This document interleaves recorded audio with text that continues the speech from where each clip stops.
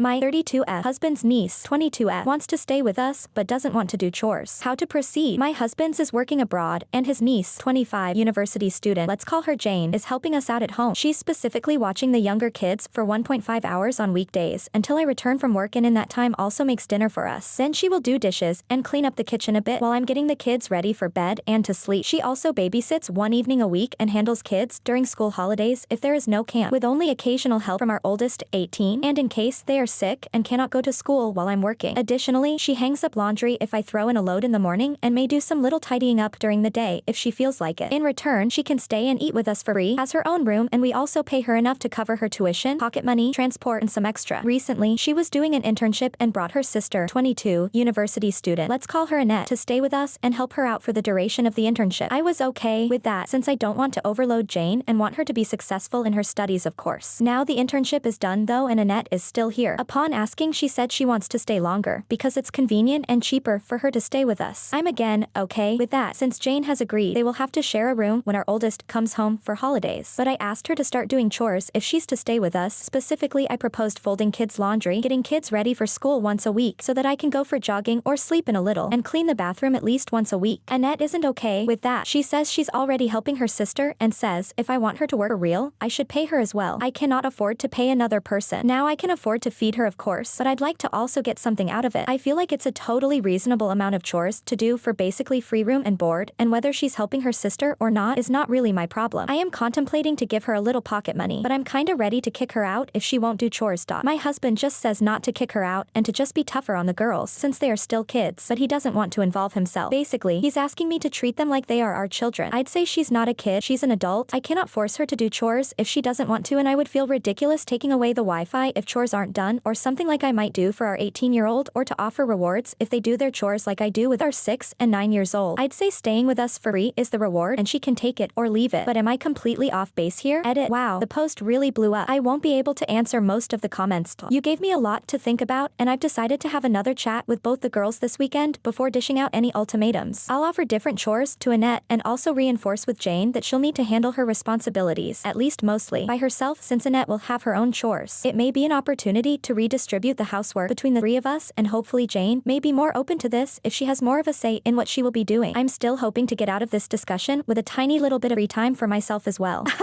To answer some of your questions, Annette is not a lazy good for nothing. She does keep her room clean. She does her own laundry and generally cleans after herself. I wanted her to pick up extra chores basically in exchange for housing and feeding her, and thought it would be mutually beneficial cause I'm also drowning in work and childcare tasks. Our 18 years old is technically my stepson, so no, I didn't have him at 14. My husband is 36. 18 years old, has chores as well. When he's home, he handles all dishes for everyone. He chose this chore. 6 and 9 years old also have small chores. Clean up their own toys, set the table, and clear the table. With my help where needed, sometimes help with laundry. They will do more when they're older. I am paying Jane and not Annette because Jane is doing around 20 hours of work, childcare, cooking, dishes, etc. per week, while I'm asking only around 3 hours of work from Annette. Fold kids' laundry, clean bathroom, get kids ready one morning. I do see that Annette has taken up a bit of Jane's work though, and will address that with both of them.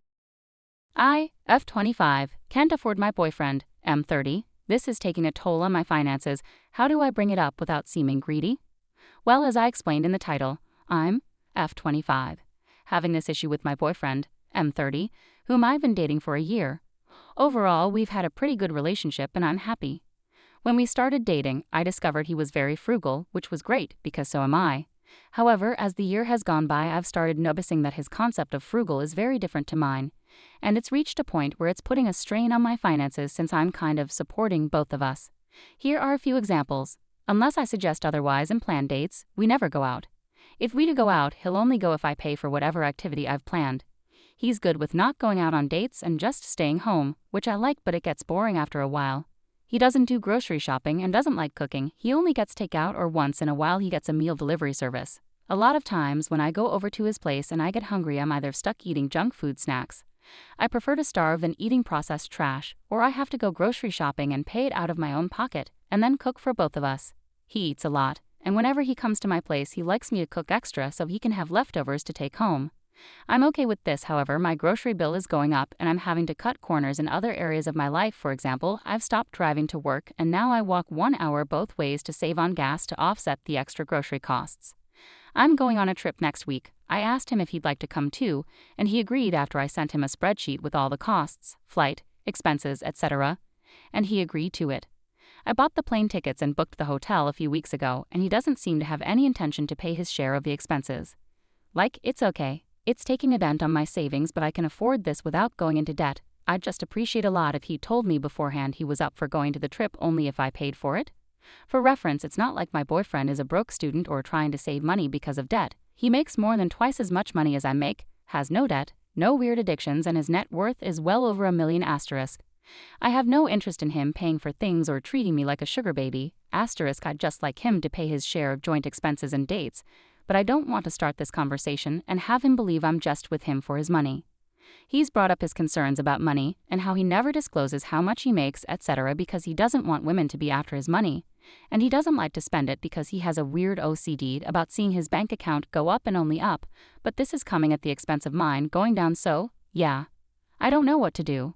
TLDR, my if25 boyfriend, M30, never pays for anything, despite having plenty of money, so I have to, which is starting to take a toll on my finances.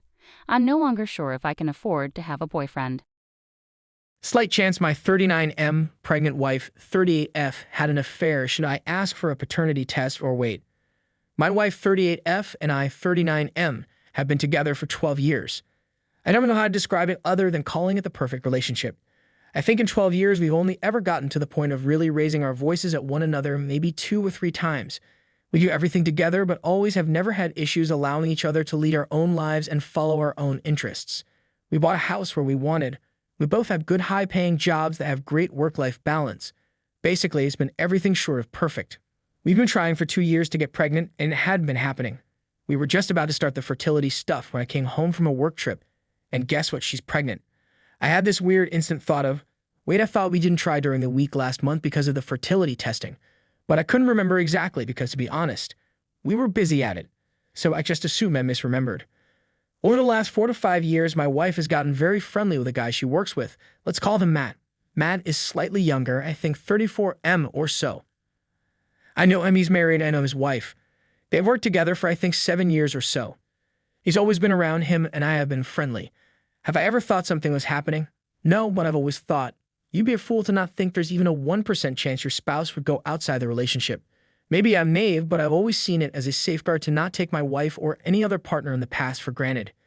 She's never given me a reason to think she'd do that, but anything is possible. So about a month ago, I'm out of state for work and she's at home. I ask her what she's doing earlier in the day and she says Matt is coming by for dinner. Not out of the ordinary, Matt comes by from time to time. Sometimes with his wife, sometimes without, sometimes when I'm not there. I don't think much of it. We have a security system which includes cameras both inside and outside of the house, which we installed after an unrelated incident a few years ago. They record and are live accessible by both her and I. I often use those cameras to check on the dog when I or both of us are away, as the rest of the system is monitored by a company in case of an alarm going off. She knows I check those cameras. There's a system installed where I can talk through them. I'll mess with my wife, and she will with me on them if either of us are out of town. She travels for work as well, but far less than I do. Point is, it's known that I check them often when I'm not at home. So I turn on the camera and I see my 4 months pregnant wife lying on the floor on her side with Matt sitting, straddling her legs and using a foam roller to massage her hips. So I'm like, what the fuck is this? I start rewinding through the footage and they are eating and talking normally, but then they get on the couch and get under the same blanket. Now, they are feet to feet, but that couch isn't that big. Then they move to the floor and that's when I logged in. Anyway, I text her. I'm still watching the cameras. They both look like deer in headlights and he very quickly leaves. They get into an argument. She isn't mad at me accusing her, but she's adamant that nothing has or ever would happen, and that what I saw was innocent, and she was complaining about being in pain from the pregnancy, which I know is true. She's already having some issues with back pain, etc. The biggest point of that discussion was I asked, if I were there, would you two have been comfortable doing any of that in front of me? And she reluctantly admitted, no, probably not. I told her I didn't want to talk after that, and we'd talk when I got home 3 days later. That's when it hit me. What if my weird gut moment feeling about her telling me she was finally pregnant was this? What if my 1% happened and this is not my child we are having? Now it eats away at my while I'm at a hotel alone 1,000 miles away for 3 days. I reconcile with myself that I think it's less likely than more likely that something between them has happened. But basically my 1% just jumped to, 10%, 20% maybe. I get home and she's on eggshells and doesn't mention it. I kind of wait to see what she's going to do. 2 days later, she finally brings it up and breaks down. Swears nothing has happened, she would never. Doesn't do anything over the top to try and prove anything, which I took as a good sign. But anyway, we talk out the issue and everything to a point at least moving forward for now. I'm still coping and dealing with it, figuring out how to retrust after all this time. I'm getting more and more understanding of the fact that they are friends. They've been friends for so long. Maybe he has intentions. But I don't see her having any, and I've never really picked up on it, and I've spent time around both of them together many, many times and never caught anything. So the thing that is destroying me right now is, if I'm wrong and something did happen, well, I can figure out how to deal with that. What if that child isn't mine? In the argument and few long conversations we've had about the situation since I've never brought that up and she's not mentioned it.